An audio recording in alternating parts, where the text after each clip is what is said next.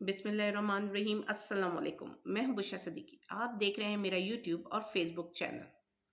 मैंने अपने एक वीलॉग में शेर पढ़ा था कि हमेशा ही नहीं रहते चेहरे नकाबों में, सभी किरदार खुलते हैं कहानी के ख़त्म होने पर। तो लगता है कि कहानी बस ख़त्म हो रही है, क्योंकि चीज़ें अनफोल्ड होना शुरू हो गई हैं। सिस्टम ने रिएक्शन देना शुरू हो गया। जैसे मैंने कल का जो मेरा लास्ट वीलॉग था उसमें मैं ये कह रही थी कि जो लावा है ना, अब वो फट रहा है, क्योंकि वो उबलता रहा है, गर्म होता रहा है। अब उसके फटने का टाइम आ गया है। तो शायद ये लावा फटने लगा है, और इस लावे के फटने की वजह से इस्लामाबाद की जो हवाएं हैं वो बहुत गर्म है। और इन हवाओं को गर्म करने में हाथ है 6 जजेस का, जिन्होंने लेटर लिखा है सुप्रीम जुडिशल काउंसिल को। और ये जो इस हवा की गर्माहट है, ये इस हवा की जो गर्मी है, जो माहौल की गर्मी हो गई है, उसकी जो तपिश है वो पिंडी में भी महसूस की गई है, और रात गए पिंडी में भी काफ़ी हलचल रही है। ये 6 जजेस हैं जी, जिनमें आपके जस्टिस बाबर सत्तार हैं, जस्टिस समन रिफत हैं, जस्टिस मोहसन अख्तर कियानी साहब हैं, अरबाब मोहम्मद ताहिर साहब हैं, तारिक महमूद जहांगीर और सरदार इजाज इसाक खान साहब हैं। इन 6 जजेस ने सुप्रीम जुडिशल काउंसिल को खत लिखा है, और जिसमें उन्होंने कहा है कि सरकारी एजेंसी की तरफ से उनके काम में, उनके जो काम हैं, उनके जो मुकदमात हैं, उनमें मदाखलत की जा रही है, और बहुत हद तक मदाखलत की जा रही है। तमाम फैसलों पे असरअंदाज होने की कोशिश की जा रही है। उन्होंने ये एक पूरी चार्जशीट तैयार की है, और ये चार्जशीट आप कह लें ख़तरनाक है, हौलनाक है, खौफनाक है, लेकिन ये एक पूरी की पूरी चार्जशीट है जिसमें वो बता रहे हैं कि किस तरह सरकारी एजेंसी जो है वो उनके काम में मदाखलत कर रही है। और उन्होंने तमाम पूरा लेटर, बड़ा कॉम्प्रिहेंसिव डिटेल लेटर है, जिसमें उन्होंने एक एक इंसिडेंट को कोट भी किया है, और किस तरह वो अपनी जितनी भी प्रॉब्लम्स या ये इनकी रिजर्वेशंस थी वो इस्लामाबाद हाई कोर्ट के चीफ जस्टिस तक पहुंचाते रहे, लेकिन वहां से सुनवाई नहीं की गई है। ये 6 पेजेस पे मुश्तमिल एक लेटर था, जिसमें उन्होंने तमाम डिटेल्स बयान की गई हैं। उन्होंने पहले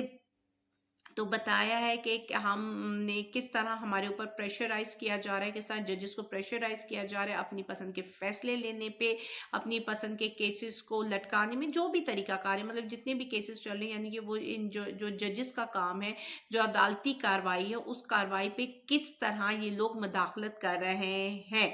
अच्छा, अब उन्होंने पूरे इंसिडेंट भी कोट किए हैं, जैसे कि उन्होंने टेरान वाइट का इंसिडेंट कोट किया है कि जब ये बेंच बना था, 3 रुकनी बेंच था इसमें, तो एक जज कह रहा था कि ये जो केस है ये मेंटेनेबल है, इसकी मेंटेनेबिलिटी पर वो एग्री कर रहा था, जबकि 2 जजेस ने कहा था ये नॉन मेंटेनेबल है। और जब ये फैसला ड्राफ्ट किया गया था, तो उन 2 जजेस ने अपनी इख्तलाफी नोट लिखा था कि ये नॉन मेंटेनेबल है, और इसके बाद उन 2 जजेस को ठीक ठाक प्रेशराइज किया गया था, उनके फैमिलीज को धमकियां आ रही थी, और यहाँ यानी कि यहाँ तक कि स्ट्रेस किया गया था, यहाँ तक कि प्रेशराइज किया गया था कि स्ट्रेस की वजह से एक जस्टिस साहब को हॉस्पिटल भी एडमिट होना पड़ा। इसी तरह वो दूसरा इंसिडेंट भी कोट करते हैं कि किस तरह एक जस्टिस साहब हैं, उनके जो ब्रदर इन लॉ है उनको अगवा कर लिया गया था, 24 घंटे रखा गया, उनको इलेक्ट्रिक शॉक दिए गए, उनसे मनपसंद बयान लेने की कोशिश की गई, और 24 घंटे बाद उनको रिलीज किया गया। और फिर कैमरा ऑडियो वीडियो लीक्स, और ये जो कैमरे वाली वीडियोस वाली कहानी, वो तो हम भूल ही नहीं सकते हैं कि किस तरह ये पिछले हमने 2-3 सालों में वीडियो वीडियो वीडियो की चीख की है, और धमकियां सुनी है कि हमारे पास ऐसी ऐसी वीडियो हैं जो कि अभी मुसल्लत शुदा हमारी वजीर आला हैं, वो हमेशा इस वीडियो की ज़रूर धमकी दिया करती थी। तो अब समझ आया कि ये वीडियो कहाँ से आती हैं। तो फिर जज के कमरे में घर में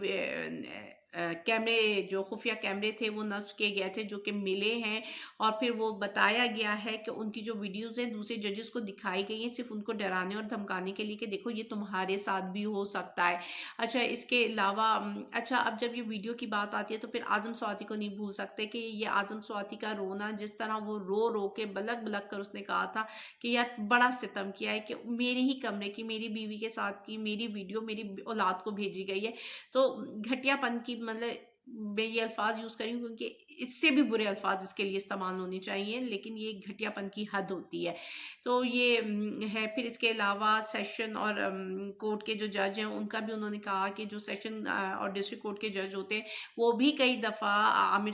आमिर फारूकी साहब को बता चुके थे कि जी किस तरह मदाखलत की जा रही है, हमें प्रेशराइज किया जा रहा है, धमकियाँ मिल रही हैं हमें, लेकिन उन जज साहब की भी कोई सुनवाई नहीं हुई, उल्टा उनको OSD कर दिया गया। अच्छा, इस खत में पूरा उन्होंने डेट वाइज पूरा मेंशन किया है और सारे इन्होंने डॉक्यूमेंट अटैच भी किया, मतलब वो खत जो उन्होंने आमिर फारूक को लिखा है वो खत भी इस खत के साथ जिसे कहते हैं एनेक्स किया है, शामिल किया है। और उन्होंने लिखा है कि जी जैसे उन्होंने कहा कि हमने 15 मार्च 15 मई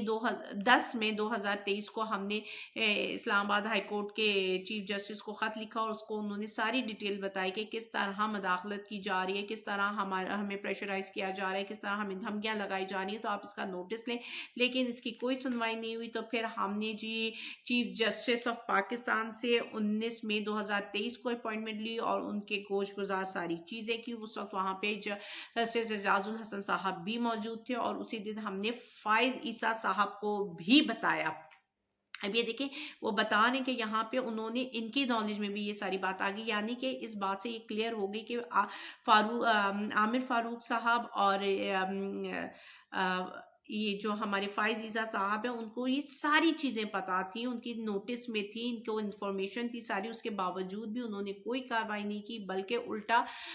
सहूलतकारी ही करते रहे हैं। अच्छा, अगर हम देखें ना पिछले 75 सालों में हमेशा से अदलिया का एक किरदार रहा है कि उसने गैर जमहूरी कुव्वतों की सहूलतकारी ही की है, लेकिन 75 सालों में और अभी भी सहूलतकारी करें कुछ जजेस और वो टाउट हैं कह लें, उनको मोहरे कह लें आप, वो यहाँ पे अभी भी मौजूद हैं। अब आमिर फारूक का किरदार देख लें कि जब सारे जजेस उसको सब कुछ बता रहे हैं लेकिन उसके बावजूद भी वो कोई कॉन्टेम्प्ट का प्रोसीडिंग स्टार्ट नहीं कर रहा, कोई बुला नहीं रहा किसी को कि जी आप मेरे जजेस को क्यों प्रेशराइज कर रहे हो, क्यों हमारी कार्रवाई में मदाखलत कर रहे हो, ना ही चीफ जस्टिस ने कोई सवाल उठाए। तो इसका मतलब यह है कि वो कहीं ना कहीं उनको सपोर्ट कर रहे हैं, उनकी पूरी सहूलतकारी कर रहे हैं। लेकिन अब यहाँ पे मैं ये बात कहूँगी कि इन 6 जजेस के उठने का मतलब ये हुआ कि तारीख अब करवट बदल रही है। अब नहीं है कि जो 75 सालों से होता गया है वो होता रहेगा। अब तारीख कह रही है कि अब वो अपने आप को दोहराने के मूड में नहीं लग रही है। अब मैंने कहा ना, ये इस खत को आप खौफनाक कह लें, हौलनाक कह लें, खतरनाक कह लें, कुछ भी कह लें, एक जलजला कह लें पाकिस्तान के अंदर, लेकिन ये बात फैक्ट है कि अब तारीख करवट बदल रही है। ब्यूरोक्रेसी से आवाज़ें उठ रही हैं, ब्यूरोक्रेसी बगावत पे आ गई है कि अब वो इससे ज़्यादा बर्दाश्त नहीं करेगी। अच्छा, अब हम आते हैं कि इस्लामाबाद हाई कोर्ट के चीफ जस्टिस को सब पता था, पाकिस्तान के चीफ जस्टिस को भी सब पता था, और जब ये लेटर पहुंचा है तो कल समाअत थी साइफर केस की जो कि आमिर फारूक ने नहीं की, और आमिर फारूक को बुलावा आ गया था चीफ जस्टिस ऑफ पाकिस्तान को और आमिर फारूक उधर चले गए थे। अच्छा, चीफ जस्टिस ऑफ पाकिस्तान के बारे में हम पहले भी आपसे कई बार बता चुके हैं कि वो किस तरह से जज की पोजीशन पे पहुंच चुके हैं, क्योंकि देखिए हर बंदा एक लोअर कोर्ट को सर्व करते हुए आगे पहुंचता है, लेकिन ये चीफ जस्टिस ने कभी किसी लोअर कोर्ट को एज अ जज सर्व नहीं किया और उनको इंजेक्ट कर दिया गया था बलोचिस्तान हाई कोर्ट में एज अ चीफ जस्टिस। और फिर दूसरी बात है कि उनके ऊपर एक रेफरेंस भी था दो कि वो क्लियर चिट दे दी गई थी, लेकिन ये बात फैक्ट है कि वो रसीदें नहीं दे सके थे अपनी जायदादों की, अपनी चीज़ों की, वो कोई भी डॉक्यूमेंटेड एविडेंस नहीं प्रोवाइड कर सके थे। अच्छा, अब जब सुनने में आ रहा है, एक कोर्ट रिपोर्टर है मरियम खान, उन्होंने भी ये चीज़ कंफर्म की है कि जब आमिर फारूक मिलने गए तो वहाँ पे सरीना ईसा फाइज यानी कि जो फाइज ईसा साहब की बेगम है वो भी मौजूद थी। तो अब यहाँ पे उनकी मौजूदगी भी कई सवालात उठा रही है। याद है कि किस तरह ये नून वाले और ये जो है छोटी छोटी बातों को कैश करते थे। जब अता बंदियाल की सास की और किसी एक औरत की एक पर्सनल बातचीत थी जिस तरह करते हैं, तो उन्होंने उसको क्या रंग दिया था और कहा था कि अब मदाखलत होगी और अब जो फैसले हैं वो घरों की औरतों से पूछ कर किए जाएंगे। तो अब यहाँ पे नून लीग वाले क्या कुछ इरशाद फरमाएंगे कि अब फैसले क्या घर वालों से पूछ कर नहीं किए जा रहे, घर की औरतों से पूछ कर नहीं किए जा रहे। तो यहाँ पे ان کا ہونا، سرینا جو کہ بیگم ہے ان کا ہونا بڑے سوالات پیدا کرتا ہے کہ وہ یہاں کیوں موجود تھی، اور پھر انہی کو سیو کیا گیا، اور یہ وہی خاتون ہے جب وہ حلف لے رہے تھے تب بھی موجود تھی۔ تو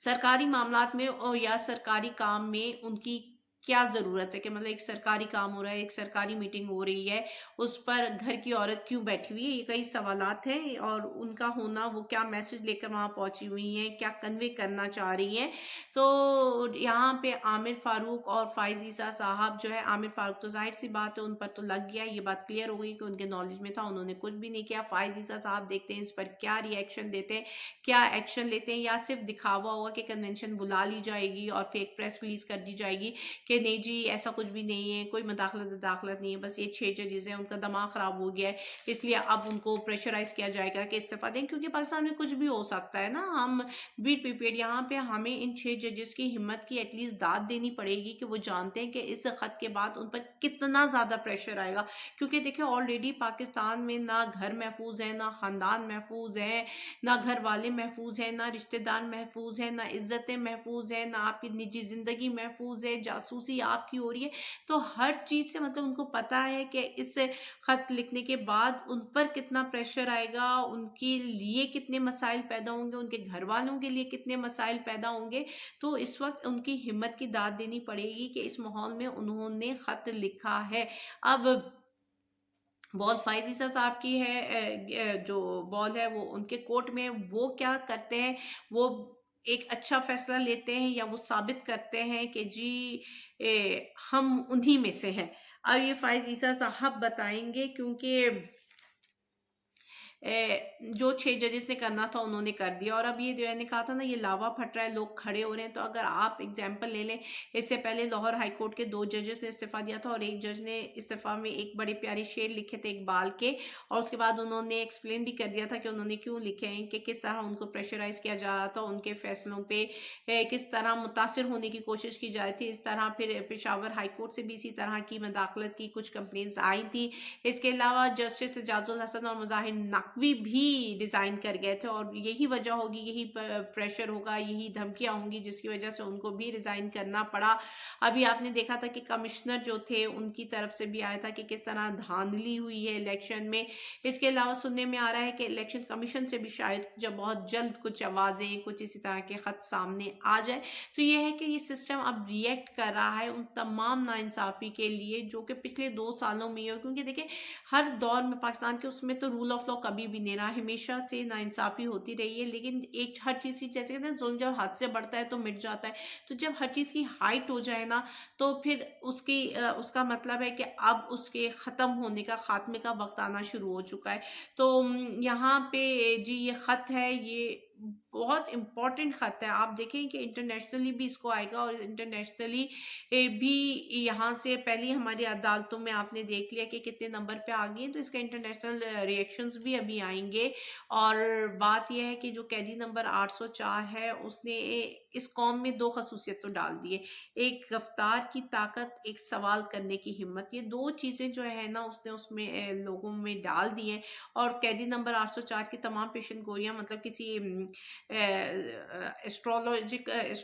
جو ہوتے ہیں آپ کے ہاتھ پڑھنے والے، زائچے بنانے والے، ان کی شاید اتنی پیشن گوئی صحیح ثابت نہیں ہوتی جتنی کہ آج تک عمران خان نے جتنی پیشن گوئیاں کی ہیں وہ صحیح ثابت ہوئی ہیں۔ اور اس نے یہ بھی کہا تھا کہ یہ لوگ مجھے کیا انصاف دیں گے جو خود قید ہیں، تو آج اس لیٹر نے یہ بھی ثابت کر دیا کہ انصاف کرنے والے خود کتنے قید ہیں، وہ خود کتنے مجبور ہیں، ان کے ہاتھ پاؤں خود کتنے بندھے ہوئے ہیں۔ تو یہ بات بھی عمران احمد خان نیازی کی سچ ثابت ہو گئی ہے۔ یہاں پہ تو منصف ہی انصاف کا طلبگار ہے، تو انصاف ایک عام آدمی کو کیسے ملے گا؟ اب دیکھتے ہیں کہ کل کیا ہوتا ہے، پی ٹی آئی اس کو کس طرح یوٹیلائز کرتی ہے، کیونکہ کل ایک پریس کانفرنسز کا ایک نیا سلسلہ جاری و ساری ہو جائے گا۔ اب اسلام آباد بار کونسل نے اور لاہور بار کونسل نے ان ججز کے ساتھ سولیڈیٹری کا اظہار کر دیا ہے، اور وہ صبح صبح اپنی پریس کانفرنس بھی کریں گے، اور انہوں نے اپنا ایک اجلاس بھی بلا لیا ہے۔ اس کے علاوہ جی صدارتی تمغہ امتیاز حاصل کرنے والے پروپیگنڈا صحافیوں کو ان ججز کے پیچھے چھوڑ دیا گیا ہے۔ اب وہ ان ججز کی کردار کشی करेंगे, इनके घर तक जाएंगे, इनकी बीवी बच्चे सबको नंगा करने की पूरी कोशिश करेंगे। तो मैं इसलिए कह रही हूँ कि इन जजेस की हिम्मत को सलाम पेश करना चाहिए और इनके साथ खड़े होना चाहिए, क्योंकि अभी जिस तरह उन पर अटैक किया जाएगा ना, और हर तरीके से अटैक किया जाएगा, प्रेशर तो उन पर बिल्टअप होगा ही होगा कि आप इस्तीफा दे दें, आप छोड़ दें, आप बोल दें कि हमने गलत बोला था। दूसरी तरफ इस तरह के टाउट सहाफियों को, टाउट जो जिनको पैसे देकर सोशल मीडिया पे छोड़ा जाएगा, जो जिनका काम सिर्फ इनके पीछे होगा, और इनको जिसे कहते हैं ना पूरी कोशिश की जाएगी कि नंगा करने की। लेकिन ये है कि अब आवाम की भी आंखें खुल चुकी हैं, आवाम को पता चल जाता है कि किसको क्या प्रोपोगेंडा किया जा रहा है, कौन सही है कौन गलत है। क्योंकि पिछले 2 सालों में जो कुछ भी हो रहा है, और बिलखसूस पीटीआई वर्कर्स के साथ हो रहा है, तो इस खत के साथ वो अपने आप को बड़ी अच्छी तरह रिलेट कर सकते हैं। तो आवाम का पिछले 2 सालों से यही चीज़ भुगत रही है, तो आवाम इसको से रिलेट करिए। तो वो जो प्रोपोगेंडा सहाफ़ी जिन्हें कल रात से छोड़ दिया गया है,